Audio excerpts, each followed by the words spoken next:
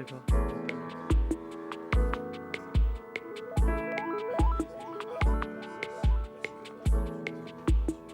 J'ai un rapport à la Mayenne qui est sentimental et qui est, comment dire, j'y suis né, j'y ai vécu les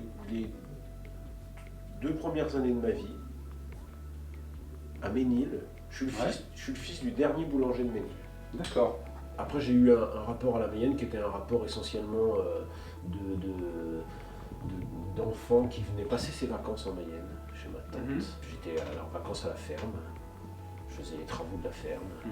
C'est mon enfance, j'ai des bons souvenirs. Voilà. C'est une pépite rurale qui évidemment mériterait d'être plus connue, parce que c'est à la fois un département avec des paysages variés, du bocage au nord, et on est déjà en Anjou au sud, et c'est la vraie campagne. C'est pas la campagne semi-urbaine, c'est la vraie campagne, et en même temps c'est un département qui est tout près de Paris. Je suis arrivé dans le journalisme un peu par hasard. Vers la fin de mes études, un jour, j'ai poussé la porte de l'agence de Ouest France et j'ai proposé mes services. Et là, je suis tombé sur quelqu'un qui s'appelle Thierry Dumillot, qui est journaliste à Ouest France, qui est toujours journaliste à Ouest France, qui m'a fait faire un essai et qui... On a parlé à l'époque au directeur départemental qui s'appelait Gérard Leclerc, qui est décédé d'ailleurs. Oui, bah ouais. Et ils ont trouvé que je faisais l'affaire et ils m'ont proposé de faire des remplacements de journalistes. J'ai trouvé, en tous les cas, un métier qui me convenait et dans lequel je me sentais assez à l'aise. Quand j'ai eu terminé mon master, je suis retourné à Ouest France. J'avais envie de rester à Ouest France.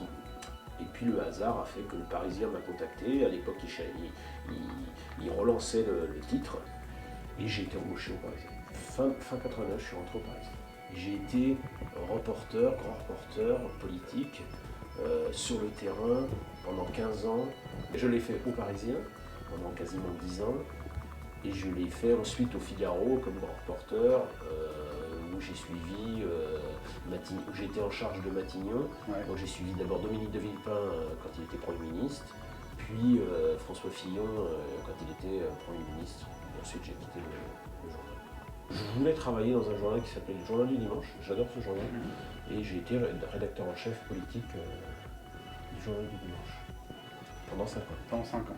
Ouais. Et puis finalement, je suis resté au groupe Lagardère et je suis devenu rédacteur en chef politique à Paris Match, où mon recrutement était destiné justement à introduire et à développer une rubrique politique dans ce journal. Paris Match a toujours été un journal qui s'intéresse aux hommes politiques, aux femmes politiques, mais on a développé une rubrique depuis maintenant un peu plus de 2 ans et on est plutôt content. On fait là par exemple depuis le début de l'année, on a fait 5 couvertures politiques, ce qui est pratiquement jamais, ça c'est jamais vu dans le journal. J'ai vraiment commencé à faire de la télévision à partir de 2010, quand je devenais rédacteur en chef du JDD. À l'époque, le directeur du Journal du Dimanche s'appelle Jérôme Bellet.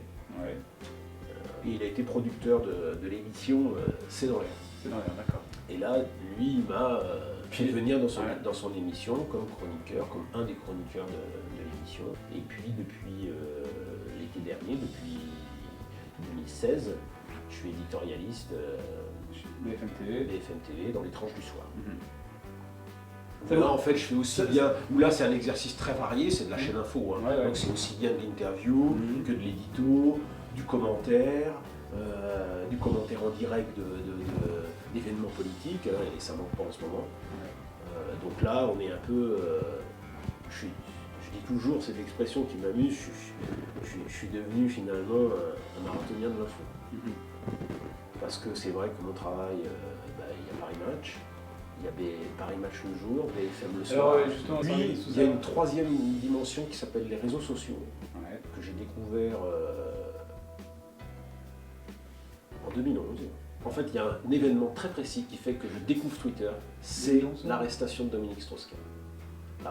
Twitter a permis au JDD de faire sa une sur l'arrestation de Dominique Strauss-Kahn avec le décalage horaire qui était intervenu en pleine nuit à New York. Ouais. Et maintenant, c'est devenu quelque chose absolument indispensable. Et Ne pas ça, être relié au feed Twitter, c'est se priver d'une source d'information qui est maintenant devenue incontournable. Alors après, comme toutes les sources d'information, il faut recouper, il faut vérifier, il faut faire attention. Donc évidemment que c'est pas possible de s'en priver. En gros, c'est ma 5e présidentielle. Cette année, ça défie tous les scénarios les plus fous d'Hollywood. Hein. C'est vraiment une campagne folle. On est rentré dans l'ère du show politique. J'allais dire, j'en suis un acteur. Je pense que la politique, c'est devenu quelque chose. Ça coûte pas cher pour les médias. Et en même temps, il y a un côté hypnotisant, presque hypnotique pour les téléspectateurs. Donc cette élection en soi est inédite sur bien des plans. On va d'inédit en inédit. J'ai 53 ans. Ouais. Ça fait 30 ans que je fais ce métier globalement, quoi. Si j'en ai la possibilité, il y a encore il y a 2 ou 3 aventures encore possibles, peut-être, si c'est possible. Parfait, merci. Bon, bah, super.